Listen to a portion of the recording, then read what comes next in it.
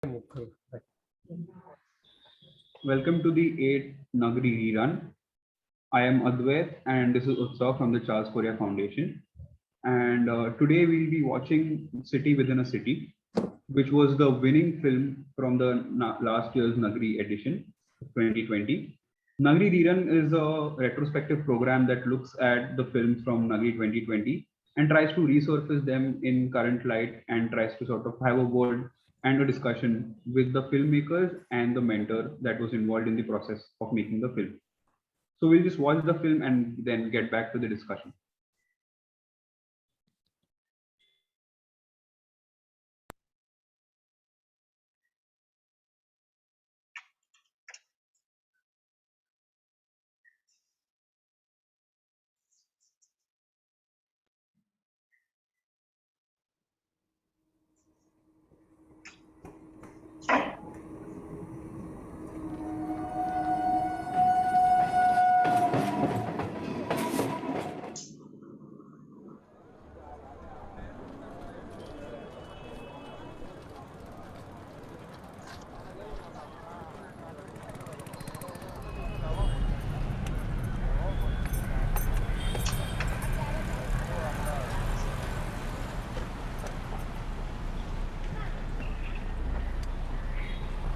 Mr. Pandey, it's a city still on the edge. The world inner city of Ahmedabad, there is an eerie calm on the surface.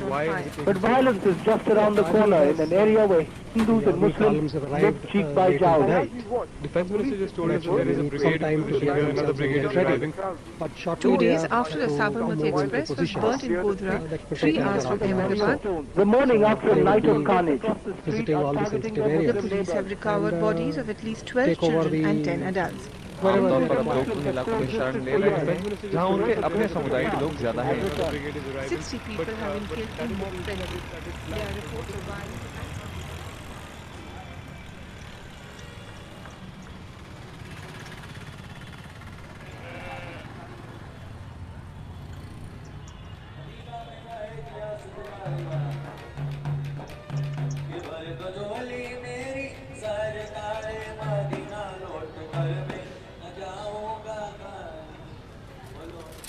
Ahmedabad में बहुत सारी जगहों पर इस तरह से दंगे हुए जिसमें बड़े पैमाने पे लोगों का नरसंहार हुआ।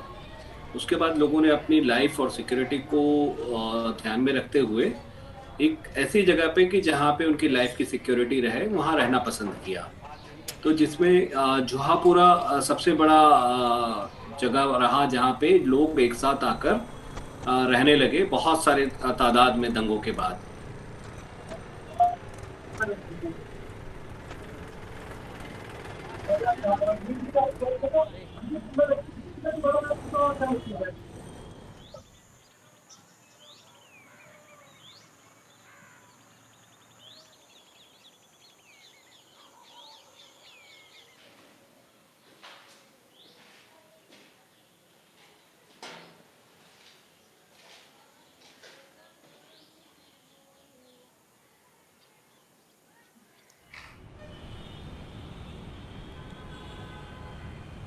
वो अहमदाबाद के आप सैटेलाइट और जुहापुरा जो कि दोनों एडजॉइनिंग है, आप दोनों को जब कंपेयर करेंगे तो दोनों में जमीन आसमान का फर्क आप देखेंगे कि अगर रेलवे लाइन के इस तरफ डेवलपमेंट हो सकता है तो रेलवे लाइन की दूसरी तरफ डेवलपमेंट क्यों नहीं हो सकता है?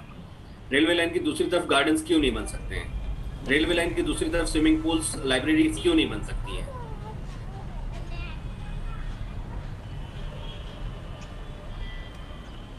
મુસ્લિમ કોમ્યુનિટી એક એવી છે કે સરકાર જોડે ના લડી ના ઝઘડીને પોતાના બલબૂતા ઉપર જીવવાવાળી પબ્લિક છે, બરાબર. આજ સુધી આટલા ટાઈમમાં આટલા જે અપરાધો થયા છે, જે બન્યું સરકારના કાનૂન ઉપર એનો અમલ કર્યો, એને અમલ કરીને એને સ્વીકાર કર્યું આજ સુધીની અંદર, બરાબર. તે છતાં એમને પણ સમજવું જોઈએ કે આ લોકો કોઈ માંગણી વગર નથી કરતા, તો આપણે ફરજ બને છે, આ એક જરૂરી છે. રોડ, રસ્તો, ગટર અને લાઇટ અને પાણી.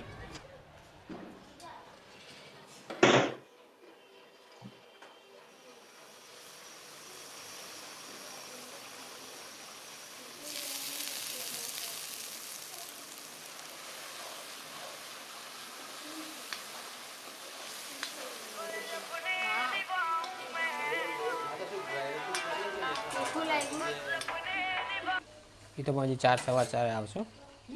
4 સવા 4 આવશે, 3:30 જ વાગે. શાંતિથી બનાવો. શાંતિથી તો એકેય નહીં બનાવી શકું.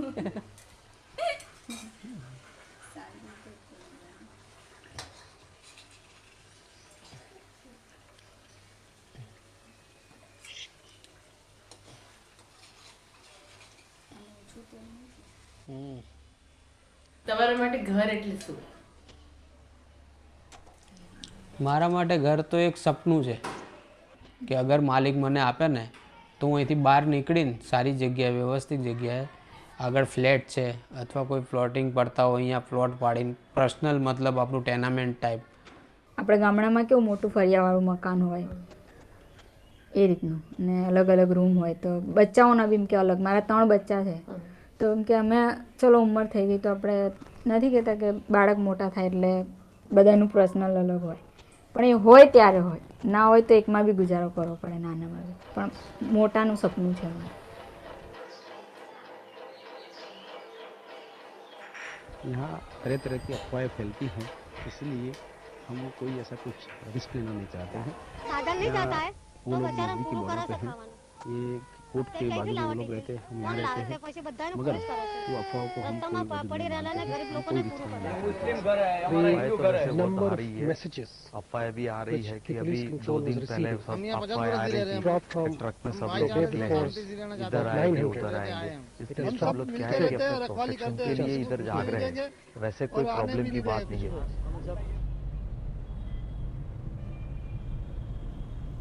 Now we have our own supermarkets. This is a new one for 6 months. This is our own party plot. Our own party plot there. घर में जाऊंगा गाली आते हुए नबी को देखेंगे उम्मती आते हुए नबी को देखेंगे उम्मती आते हुए नबी को देखेंगे उम्मती कहेंगे सारे खुशी खुशी आ रहे वो देखो मोहम्मद जिन बादे कमली काली.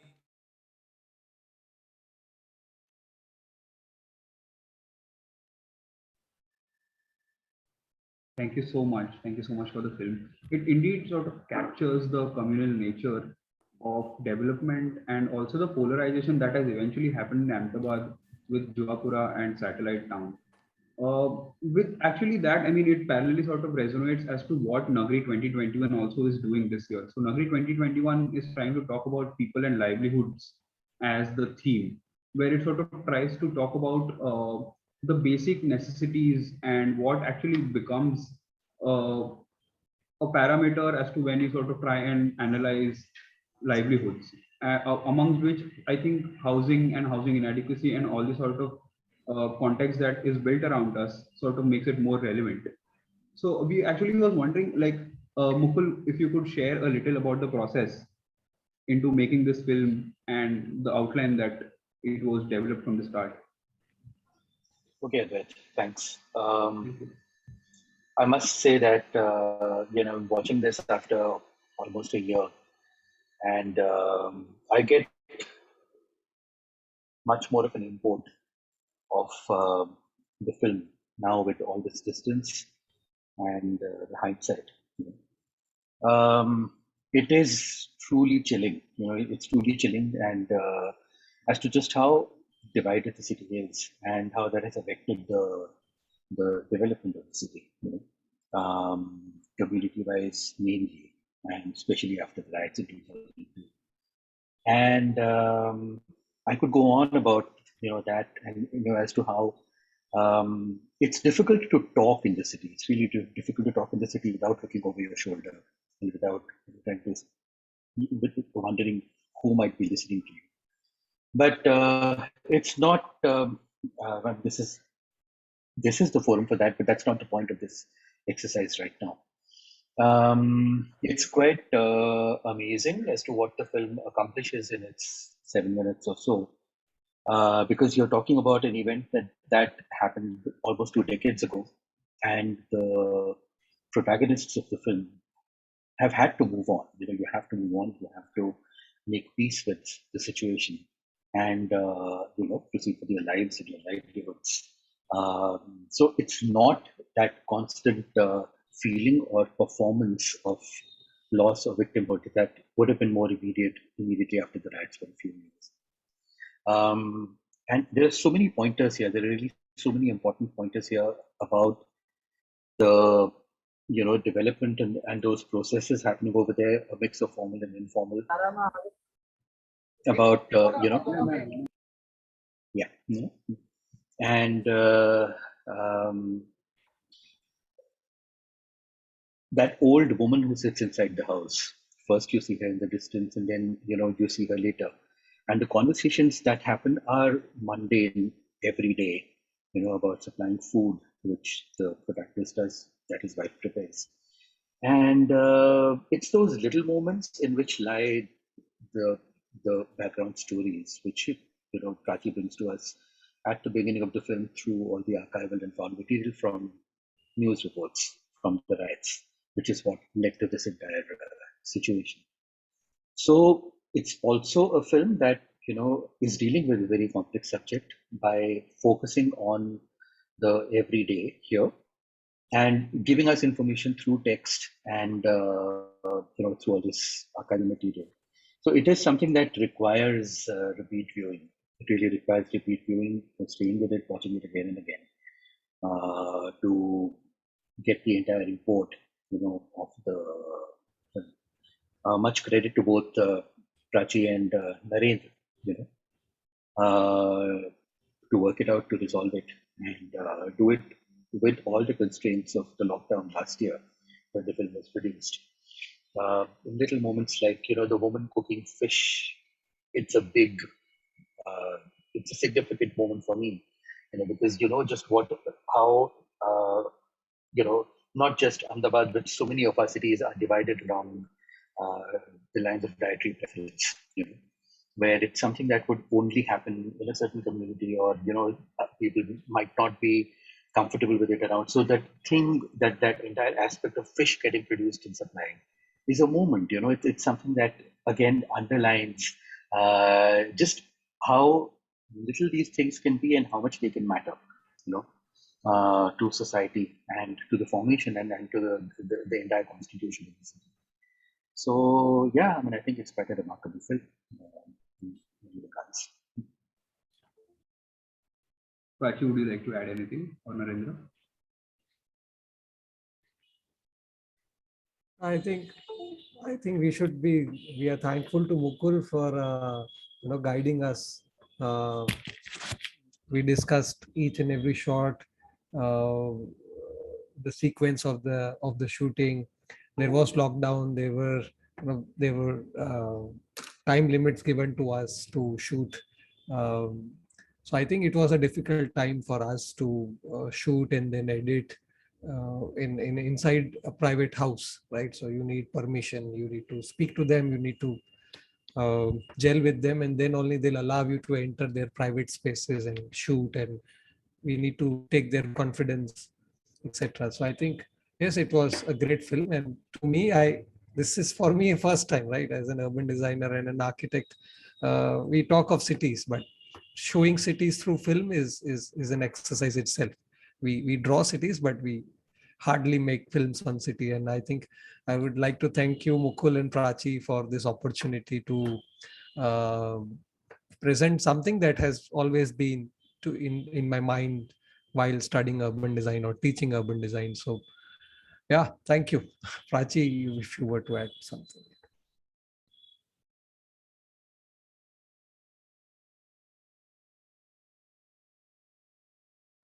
Muted.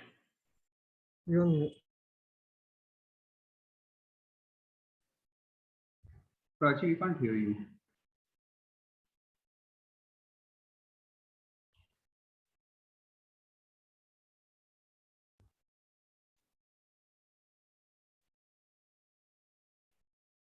No, still not audible.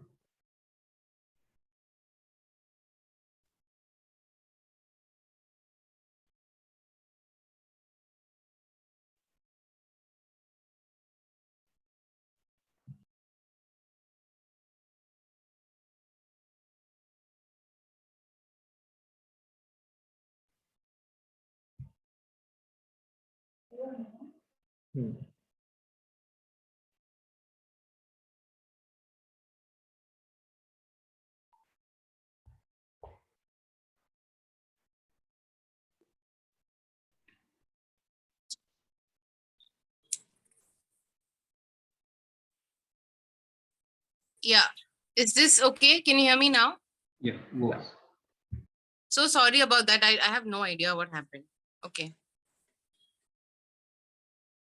Yeah.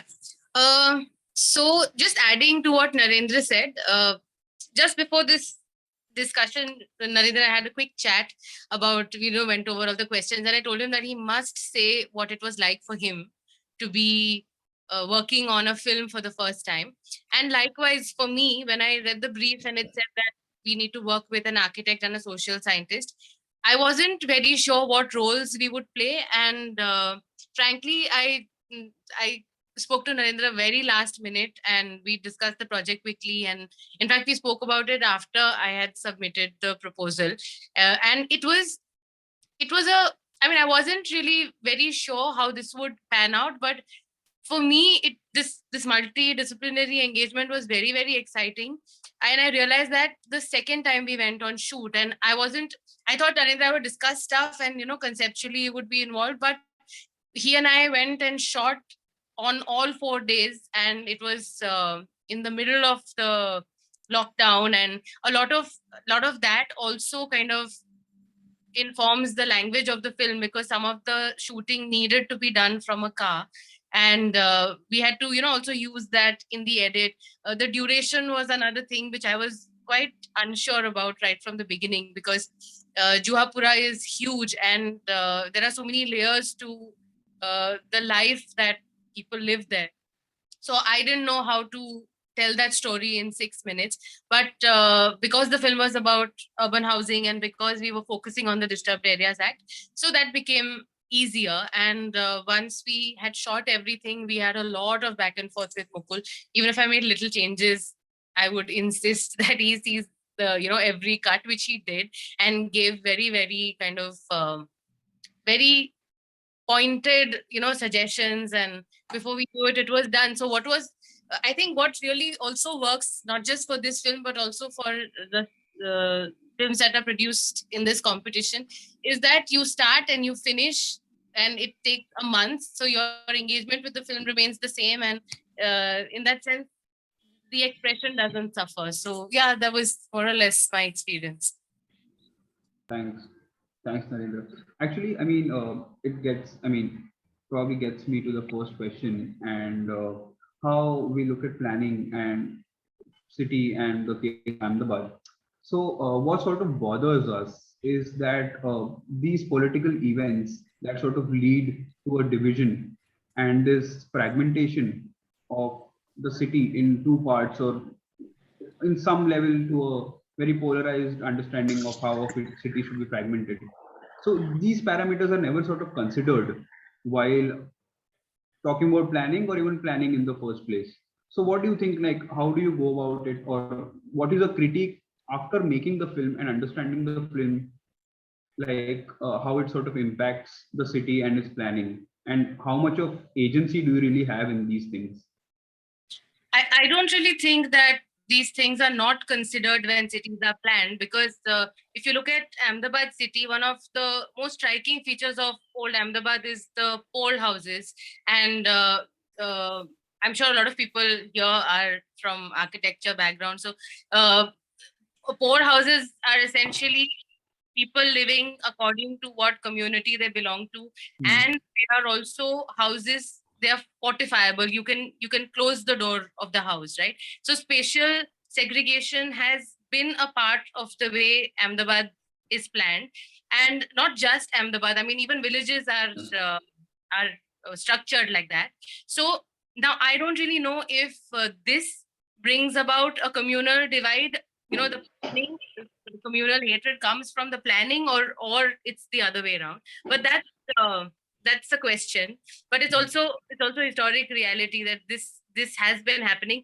And at that time when pole houses were made, there was a need for people living like that, because you needed to defend yourself. And now I'm not sure how relevant they are. Maybe they are just, they just remind us of what we needed, but do we really need that now? So that's, I think, about cities and whether or not they are planned keeping the communal question in mind. Naren, you want to say something? You're smiling. Yeah, also, I mean, because Naren is also involved in academics in Gujarat. So, yeah.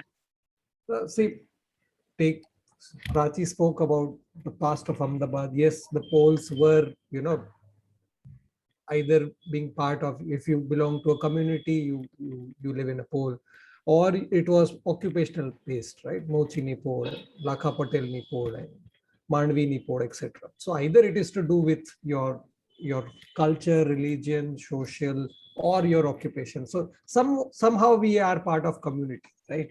At any given point, all of us are part of community. But the future of cities is looking at inclusive cities, resilient cities, and cities for all, child-friendly cities, and etc. So future is all about integrating everything, and instead of dividing the classes by economy, they are still trying to break the economic barrier and not look at cities at EWS, MIG, LIG, and HIG. And how can we merge? And I think poll houses, as Prachee said, were an excellent example of mixing the economy. So whether if you are in Lakha Patelni pole, whether you are rich or poor, if you belong to that community, you live in that pole. On the other hand, today what we are creating economic classes and say that it doesn't matter which religion or community you are from, but if you are MIG, you stay in that kind of apartment, and if you are HIG and super HIG, you live in that kind of apartment. So I think as designers and planners, we all are negotiating with these, and we are blurring these boundaries. And yes, cities are looking at inclusivity and bringing all together. Yeah. Yeah. Yeah. So in the film, we also noticed that there's a clear division, and that division is seen through the railway track. And on one side, there's a lot of, let's say, development, and on the other side, a lack of. So we'd like to, if it would be better if you elaborate on what is this embedded resistance or the subsequent resolution that has come up because of these division. I think, and this actually being not only a case in Ahmedabad, but this is pretty much seen everywhere in Mumbai also, and many other cities across India. So I think it's quite evident as a sign as to how do we read the so-called development across these borders and lines. So I personally believe that cities work in two fashions. One, you plan the cities, and then the market shape the cities, right? So for city of Ahmedabad, we follow the Gujarat Town Planning Act, the Bombay Town Planning Act, and then that is how the land is developed using the act. After the act is being implemented, the TP schemes are prepared, and then comes the role of the market. Is this whole idea of demand and supply, and that is where this idea of development on that side of the track and this side of the track, and of course this whole process of ghettoization of post-riot. And I think the market plays a very important role, along with this idea of Juhapura being a particular community ghetto, right? And then this whole process of what is the demand in that area versus the other areas of Ahmedabad. And similarly, as you said, it happens across many cities in India, right? So planning is one part of city development, and the other part is the whole idea of market, of demand and supply. So, so I think, yes, I think both play a vital role in shaping the urban form of the city. Yeah. So if people residing there demand, if there is demand for housing, definitely there will be supply for housing. If there is demand for offices, there will be supply for offices. And yes, I think that is the reason where we strictly included that part in the film, that things are happening on that side and not on this side, right? So when you develop the city, especially for city of Ahmedabad, we have a ring and radial development pattern. So Sabarmati is the center, and you divide equally, you develop equally on east and west, north and south, and the radials and ring physically allow that development to happen.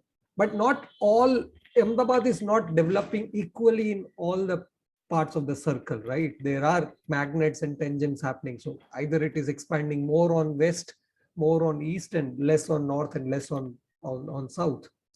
So I think various other factors play a major role along with planning. So I think these are the possible reasons of development on this and that. Yeah. Thank you.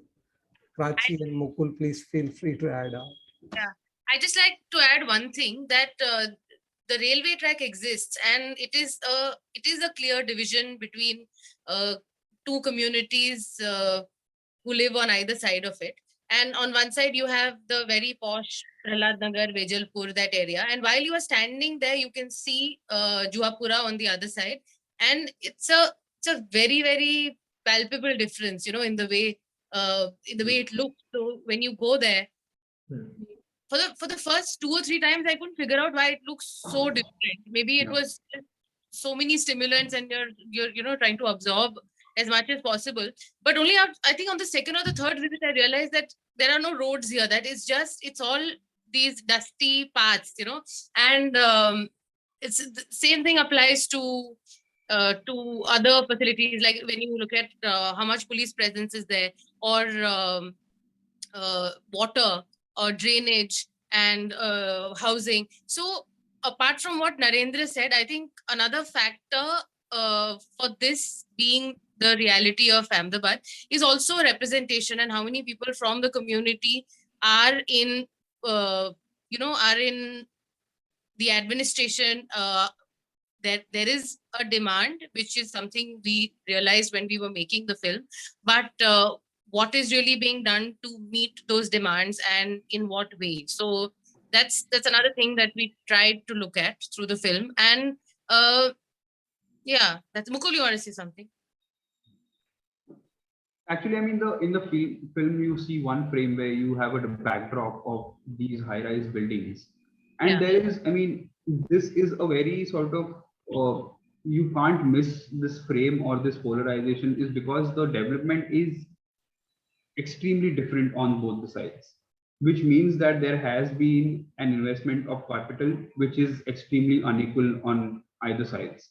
And this is not only exactly out of representation per se, but as to how does it work, or what kind of support one side gets against the other side, and how do these areas evolve as eastern part of the city to the western part of the city.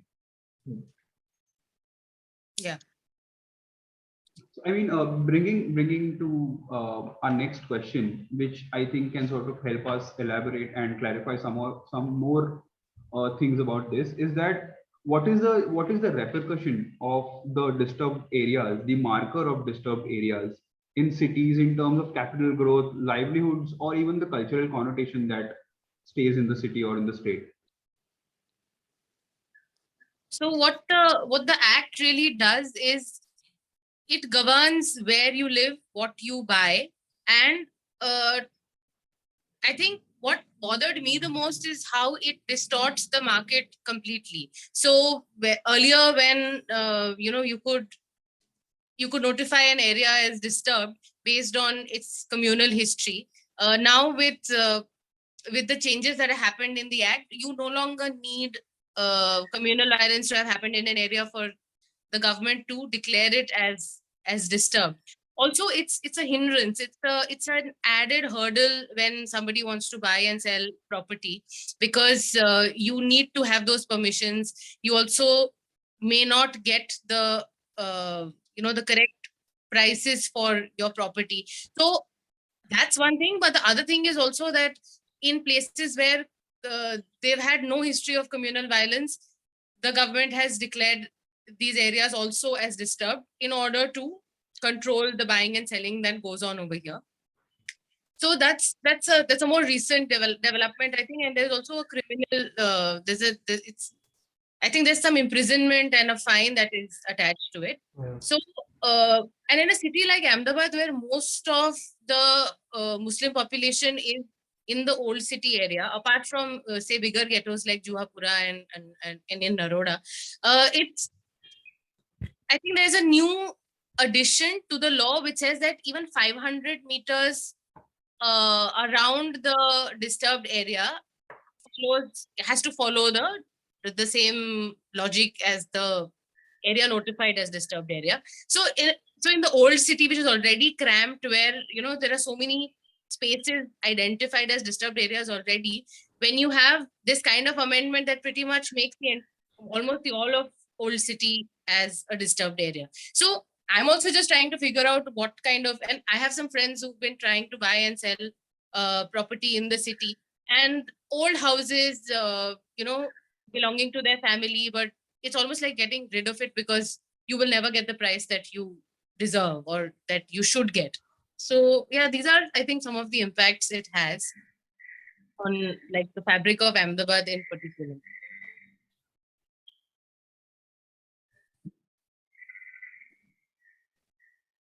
You're not audible. So you're on mute. I'm sorry. Yeah, you're mute.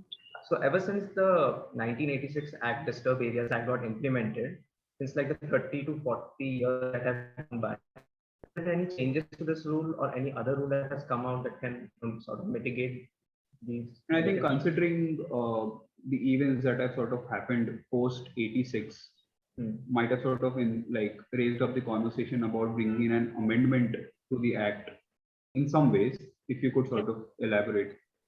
Yeah, I'm not very well versed in exactly what kind of amendments have happened, but I know for sure that the latest amendment adds a criminal offense. It makes it a criminal offense to do this without the permission of the collector. Or I'm not very sure about the 500-meter thing, but areas in Baroda and Surat, both cities which have a history of communal violence, some of the areas that were notified over there were not based on communal violence at all. So it has made the act more powerful in a way to give more control to the state to decide who buys what and sells to who. So yeah. When was the last amendment made? Do you know? I think last year, Mukul. Year. As recently as that. Okay. Yeah. 2020, yes. Because I read something, which from 2020. Okay, I have a question mainly for Narendra. When one looks from an architecture and planning perspective at these ghettos, which are largely a mono community living in one area, how does ghettoization affect the built form and language? See, as an architect and urban designer, we always, are teaching students and reading about this whole process of how ghettos are made in the city and trying to understand what positive or negative implications do they bring to any part of the city. I think, to me personally, I believe that this whole idea of that one particular neighborhood or precinct or district is occupied or lived by only one set of community. I think it breaks away the inclusivity of the city. It makes it very exclusive, that the other parts of the city are not feeling that welcomed, or that sense of belonging of the other communities is gone away. And similar, do they feel the people who live in these polarized communities, they also don't feel welcomed in the other parts of the city. And that is where they actually start building a city within a city. So this whole idea of making a district like a cocoon, like you are living in your own shell, and where you believe that we have our whole world it's a microcosm within the larger universe, and you start thinking that this is where I belong to, right? Sense of belonging is good. You should have sense of belonging, but what is that scale of sense of belonging? Should it be at cluster level? Should it be at neighborhood level? Or should it be at a large city level sense of belonging, right? So while we teach housing, we always ensure that, one talks about sense of belonging, that I should feel this is mera mohalla. That sense of belonging has to be there. The mother should feel safe while the kid is playing on the street. But that cannot be expanded and multiplied to a level that other people don't feel safe while entering. They don't feel like welcome entering. I think that's the biggest negative part of a ghetto, that you take away that parcel from the city as if that doesn't exist for rest of the city, and you just bypass. So places like this become a shell, a cocoon, and then the rest of the city is just bypassing it and not interacting with it, not feeling inclusive. So, so while you were actually shooting the film in the city, so I'm assuming that you must have spoken to so there are a couple of frames which has this ad of letting a house, like buy a house which has RCC column, frame structure or whatever. So, which means that there is an interaction, and probably some levels of the entire hierarchy is trying to capitalize on the event or on the opportunity. So while you were sort of shooting the film, did you get a chance to speak with a family, with a stakeholder, probably who's a builder, who is basically giving away these houses? So how are these guys looking at it? I mean, what is their resistance or just an understanding of the event when it comes to this polarization and impact on housing? Not really, no, Narendra. We didn't speak to anybody who was a builder. We didn't speak to any developer there. No. Right.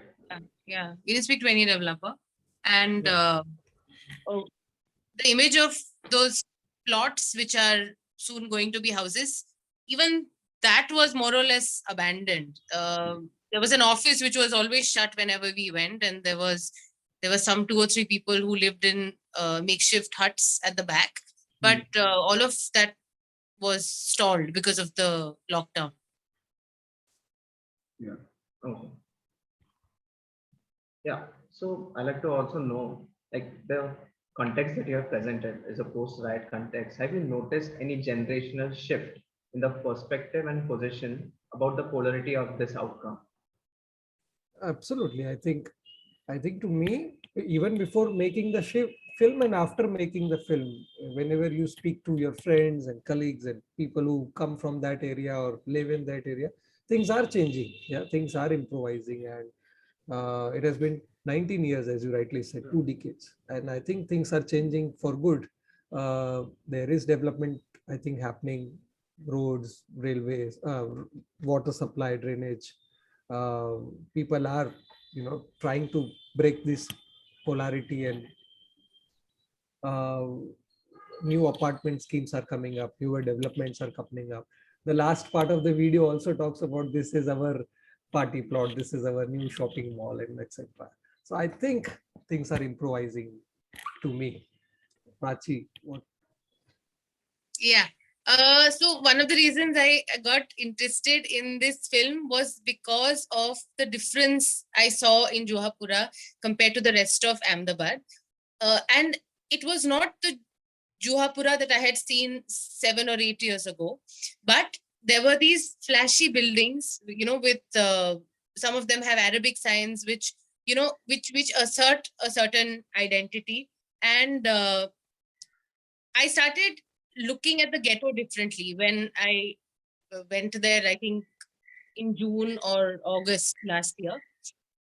And it got me thinking that, development is happening on this side, that side. There is a demand everywhere for housing, for roads, for all basic amenities. But who is bringing about these changes, and how much does, say, someone from Juhapura, somebody like Aslam, who is part of an action committee, how much do the people who live in Juhapura have to fight for the same things that are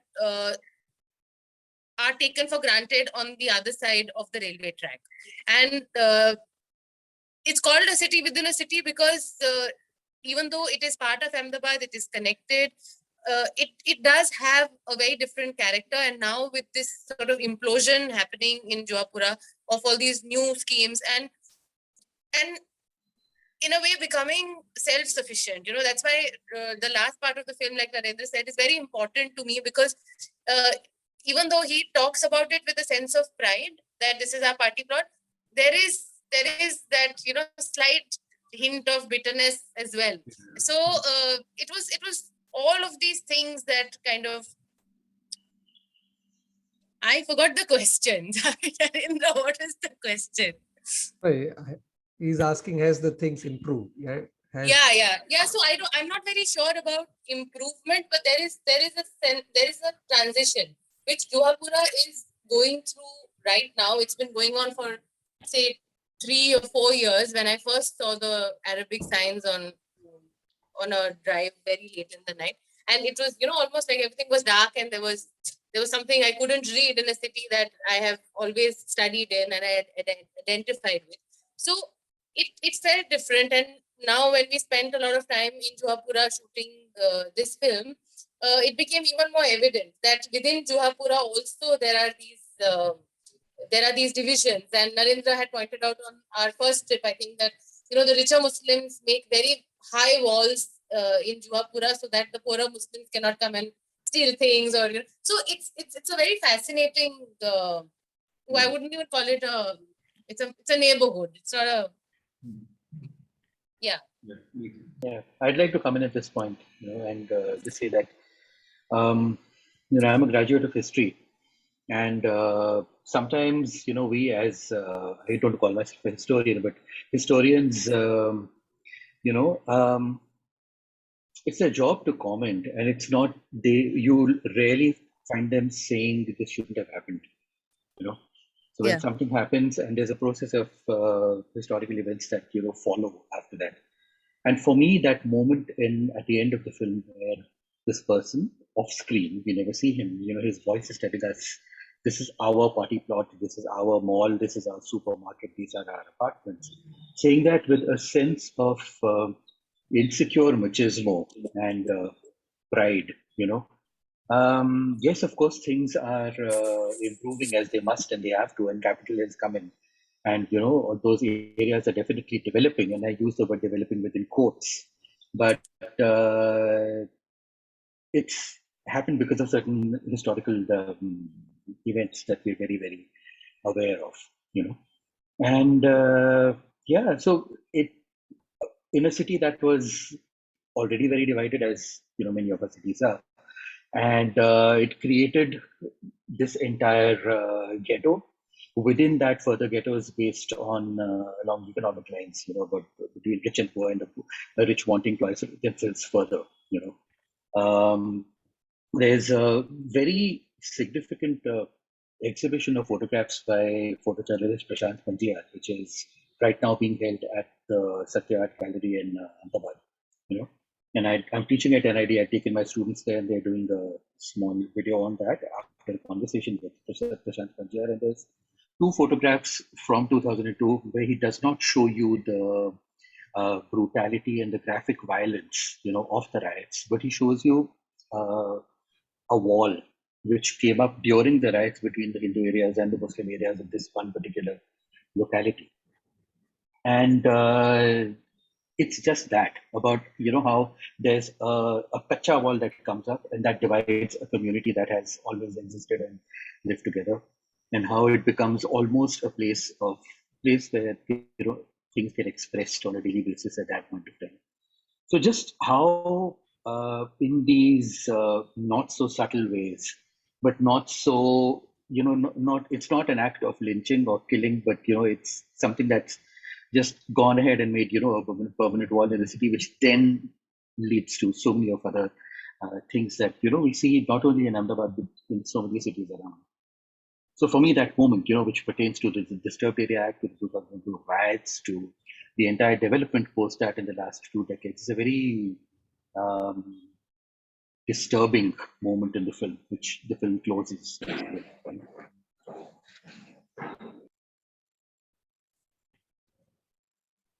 Yeah, so let's talk a little bit about the filmmaking process. I'd like to ask you and help us explain more as to what led you to follow this narrative and treatment of the film, and were there any big issues that you faced while shooting?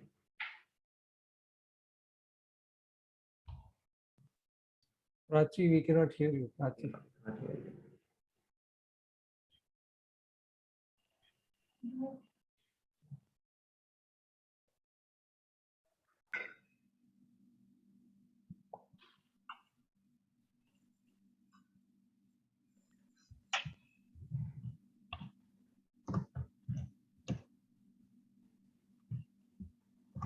while Prachee is logging on again, I'd just like to go back to a point Narendra made about making a first film. And we guys use your work all the time. Architects, academics, urban planners, and so many different artists. Hi, Prachee, we see two of you here. Yes. But I'm really sorry.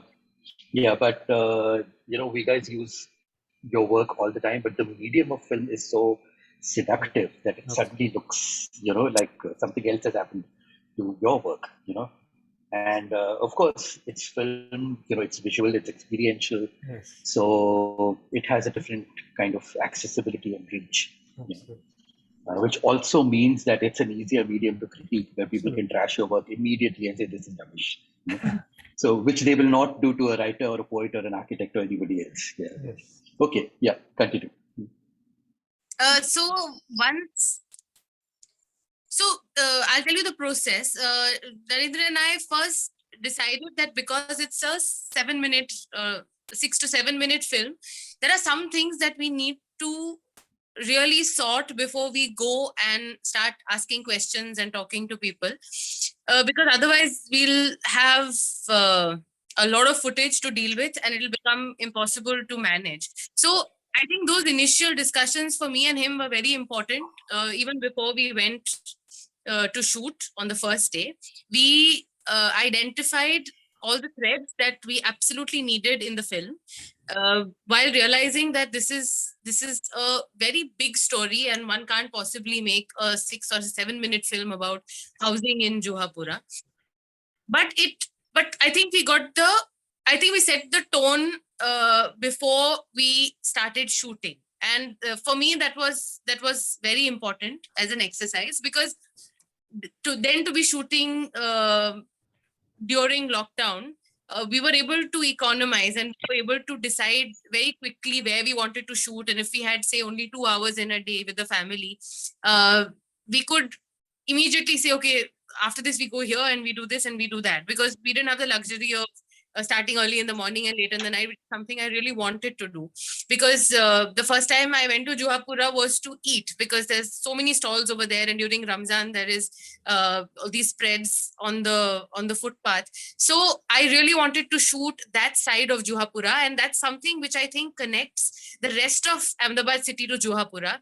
And for the people who eat meat and who do not live in this side of the city, very often they come after dinner to eat, on the streets, and they will eat kebab, and very often like eggs are very popular with Gujaratis who live that side. So these are some of the things I wanted to do but couldn't. But having said that, I think whatever we were able to shoot, it ended up getting used in the film, because we decided not to follow one person only. And there's somebody called Shamshad who we spoke to, who had done a lot of work on the Disturbed Areas Act. And I got a feeling that he didn't want to be filmed. So we used his audio. And as for Hasib, who's someone who accompanied us on most of these shoots. I mean, initially the first 1 or 2 trips that we made, he came with us and he showed us around and he told us what Juhapura was all about from his perspective, because he had also just moved to the ghetto. And so we ended up using his voice. And then later on during edit, I think it became a matter of choice that, you have to, in this 6-minute film, these are some of the things that kind of need to be underlined. And accordingly, we started using the footage and the sound and eventually the archival footage, because we realized that a lot of this is a direct impact of the riots, because Juhapura was not set up as a ghetto. It was a relief colony for a flood that had happened many years ago, where Hindus and Muslims both lived. But post riots, the ghetto became even more sort of close, and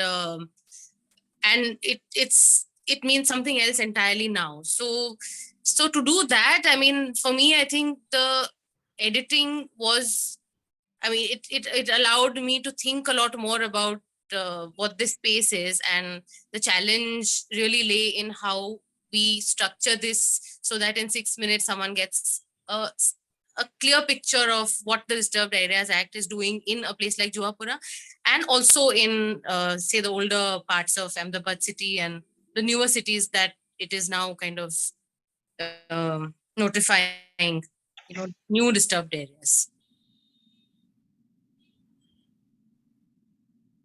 Yeah. Yeah, I think it was great talking to you, Mukul, Prachee, and Narendra. Thanks for being here and watching the film with us and talking a bit more about what went into the making of the film in Nagari ReRuns. Thank you everybody for joining in, and next Friday we'll be again back with a new Nagari ReRun. Thank you so much. Thank you, Mukul. Thank you, Prachee. Thank you, Narendra. Thank you, Advait, Tahir, and Utsav. Thank you very much. Thank you. Thanks a lot. Thank you, Mukul. Thank you very much. Thank you. Bye, Mukul. Bye. Bye. Bye.